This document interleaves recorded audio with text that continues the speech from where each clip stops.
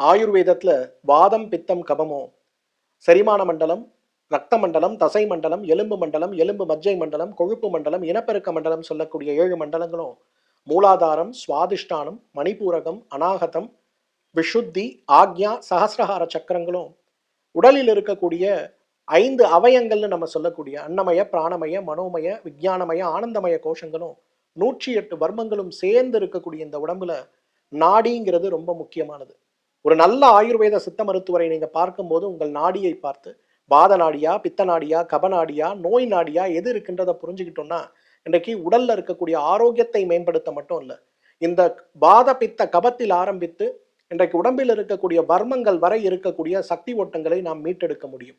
இந்த சக்தி ஓட்டங்களை மீட்டெடுக்கக்கூடிய முயற்சி தான் சர்க்கரை நோய்க்கான முழுமையான சிகிச்சையை தவிர ரத்தத்தில் இருக்கக்கூடிய சர்க்கரையை குறைப்பதற்கு நாம் எடுத்துக்கொள்ளக்கூடிய மாத்திரைகளும் இன்சுலின் ஊசியும் கிடையாது அப்படிங்கிற ஒரு புரிதல் வேணும்.